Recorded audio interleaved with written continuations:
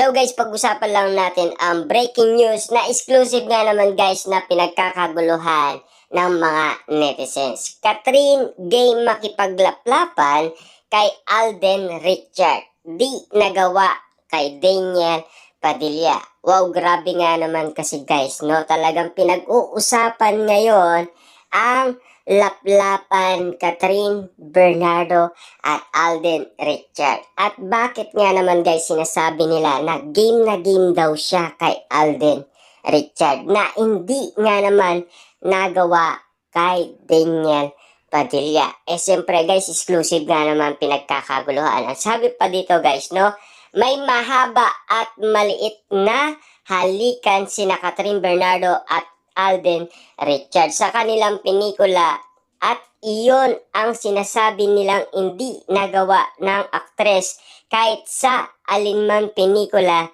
nilang dalawa ni Daniel Padilla kahit na 11 taon na silang magsyota. Kasi sigurado noon panahon nila hindi naman kailangan gawin ang mga bagay na iyon dahil sigurado naman kikita ang kanilang pelikula. At saka noong panahon iyon, talaga naman protective si Daniel kay Catherine at hindi niya gusto ang mga ganong bagay kahit na sila pa ang kahalikan. Alimbawa nito ay noong minsan press con nila, medyo maikli ang damit ni Catherine kaya pag upo nila sa harapan, mag-aabot na si Daniel ng pantakip sa hita ng dalaga.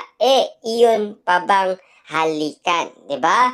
Ngayon, kailangan gawin iyon nina Alden at Catherine dahil kailangan nila ng pangilitiin sa imahinasyon ng audience para kumita ang kanilang pelikula at maabot nila ang target na malampasan ang kita ng una nilang ginawang pelikula. Pero kung si Daniel iyon, wala siyang pakialam sa kikitain ng pelikula.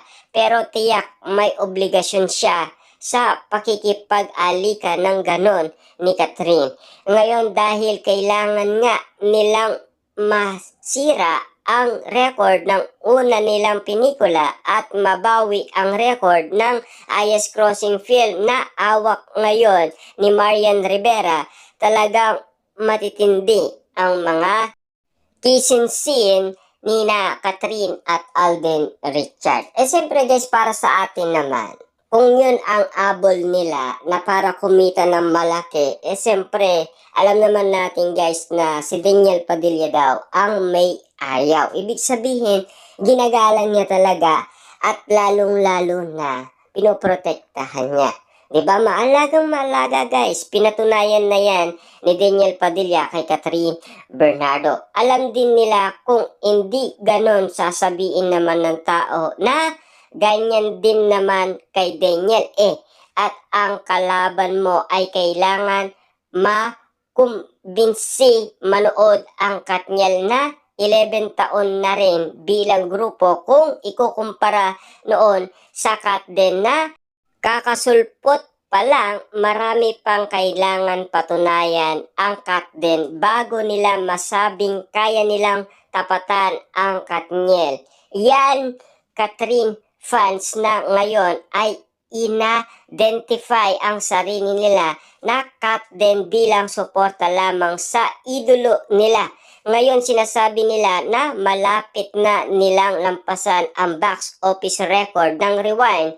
Kung malalampasan nga nila iyon, makakabawi na si Catherine kay Marian. Gayon din si Direk Cathy Sampana kay Direk May. Wow, grabe nga naman kasi, no?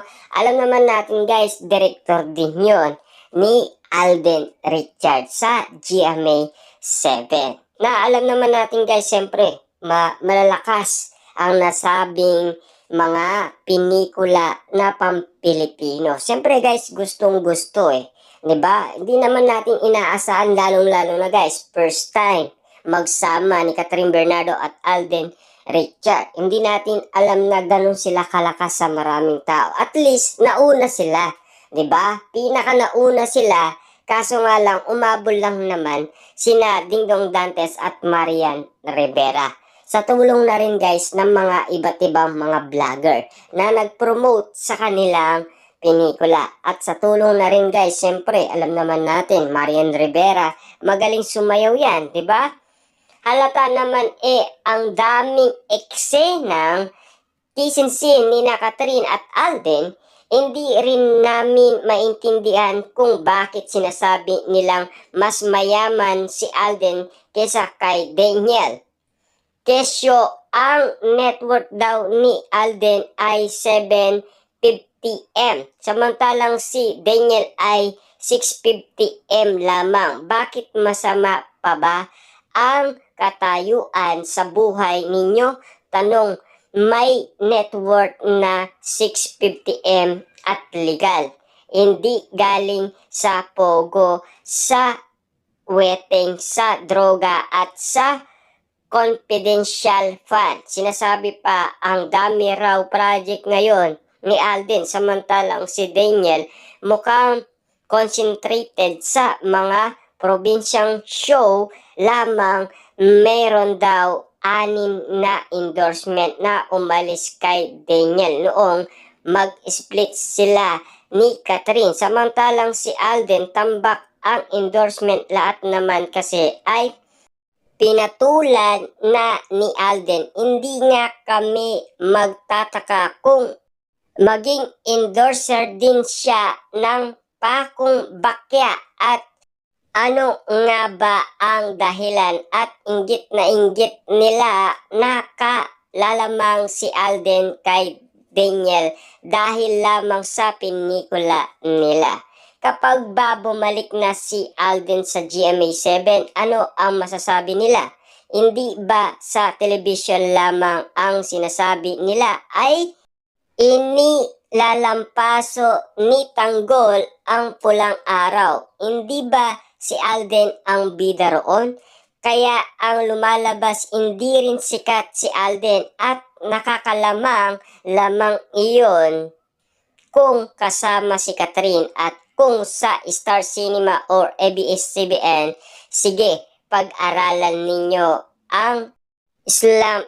Kung hindi ganun nga, grabe nga naman guys, no? Talagang kinukumpara si Alden Richard sa pelikula ni Coco Martin. Diba? Sabi nga naman kasi guys, sikat siya sa GMA Network. Bakit hindi daw niya matalo-talo si Tanggol? Diba? Si Coco Martin yun, yung sinasabi ng mga netizen.